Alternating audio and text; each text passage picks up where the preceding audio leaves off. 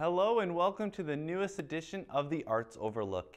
Each episode we look at different arts and entertainment stories circulating around Cedar Falls, Iowa. This edition we'll check out Jazz Night featuring Hands of Time at Cup of Joe.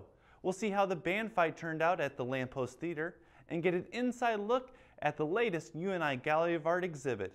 All this and more coming up next. Art is thriving in the Cedar Valley. It's everywhere.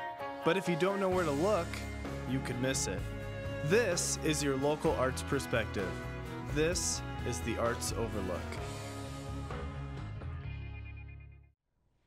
Every Thursday night at Cup of Joe is Jazz Night featuring a local jazz ensemble, Hands of Time. We had an opportunity to visit Cup of Joe to see the fantastic group in action. Cup of Joe is a very popular coffee shop in Cedar Falls on the corner of Main Street and First Street that has developed a very strong following. While plenty of people swing by Cup of Joe for a latte or a quick snack, there is more going on during the evening hours than just beverages. Every Thursday night is Jazz Night at Cup of Joe, where you can listen to one of Cedar Falls' premier jazz ensembles, Hands of Time. This particular group with these 4 individuals has been working together here regularly on Thursday nights for 5 years. We play a pretty broad mixture of sort of American songbook, sort of Tin Pan Alley type songs, as well as some jazz compositions and some original things. So it's a pretty broad mix of stuff that we'll play. The jazz scene in Cedar Falls has seemingly died down a bit with less radio coverage and less live event performances. However, there are still huge jazz fans in the area that love to swing by Cup of Joe to catch Hands of Time. It's an underexposed type of music. Some people call it America's classical music. It's a type of music that originated in this country. It's vibrant, it's exciting, it's alive, it's still growing, it's still pulling other types of music into its sphere, it's being influenced by other types of music, and it's a connection to the heritage of this country. There is always a backstory with every band that plays around this area with how they have met. Hands of Time is no different. With the band made up of employees at the University of Northern Iowa, there is plenty of common ground with the group and the audience. We're all employed at UNI. The guitarist, Bob Dunn, the bassist, John Schwabe, and myself are on faculty in the School of Music, and the drummer, Dennis Johnson, is in the IT department. And Hands of Time merely refers to the fact that we're all getting older. When looking at other events around the Cedar Valley, you'll see plenty of cover bands, rock bands, and even hip-hop artists scattered around the local venues. The abundance of different styles of music has overshadowed the jazz scene, but thankfully Cup of Joe gives the Cedar Valley even more options with Jazz Nights on Thursday. This is the kind of fare that you're not going to get just anywhere else kind of in the area. You can go out and hear a lot of cover bands, you can go out and hear a lot of rock bands, a lot of singer-songwriter type things, but there are not that many jazz groups that are happening around town. So if you're looking for a nice change of pace from the typical music scenes around town, or just enjoy jazz music, Cup of Joe on Thursday nights is the place to be. For more information or future events listings, you can check out Cup of Joe's website at cupofjoe-cedarfalls.com. Local musicians got together at the Lampost Theater Company to show off their creativity in this year's Band Fight, the main event. Many who live outside our great state of Iowa ask the question, what is there to do in Iowa anyways? Well, my friends, on a night like Thursday, November 1st, at the Lampost Theater, this is my answer. All right! Gentlemen, ladies, we want a clean fight tonight. When I say clean, that's a loose term. You guys can get pretty dirty. All right? Pretty dirty. I just ask one thing. One thing. Who's going to shut that door? One thing. One thing. Shut the door. Who? Shut the door! Elliot! Shut the door. All I ask is 2 things. Elliot, shut the door. You do not attempt to try the musical majesty that is demonstrated by Scott Stapp or Chad Kroger. That's Howlin' Brown. Howlin' Brown, do not disrespect Nickelback or Creed. Lampost hosted the annual Band Fight, and this year's theme was the main event, with a boxing/sports look to the event. The two bands competing were Mike Coates' Hot Pocket Full of Sunshine and the veteran of the two, American Wolf Hero. The event consisted of 7 rounds where the bands would have to perform a song within the category. The judges/referees for the band fight were Channel 15 Hall of Famers Tim Getting and Owen Sebring.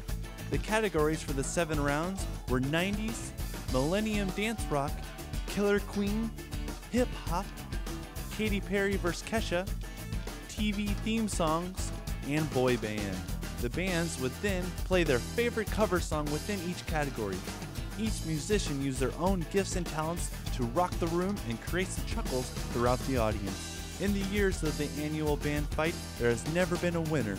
Competition is not really the point of the band fight, but it is just to provide some silly entertainment for the audience. Lampost Theater Company, a former funeral home, opened its doors as a theater/coffee shop back in the early 2000s. It has since grown into the premier Thursday night place for college students. It is a full-service coffee shop as well as a live theater that creates original productions. A simple competition between local musicians shows you why Cedar Falls is a great place to call home. You can't really find entertainment like this anywhere around, and having places available like the Lampost for young adults to show off their creativity is why the Lampost exists. If you're looking for a place to get your homework done or just to sit down and read a good book, the Lampost is the place for you. For more information about the Lampost, you can visit their website at lampost.com or give them a call at 319-277-8034. The next production at Lampost will be A Christmas Adventure, Toys in the Attic, a brand new musical comedy that will be performed November 30th through December 21st. Seating is limited, so get your tickets early. The UNI Gallery of Art is keeping art alive in the Cedar Valley. With a new art exhibit, we are able to view the gallery ourselves with the gallery director, Daryl Taylor.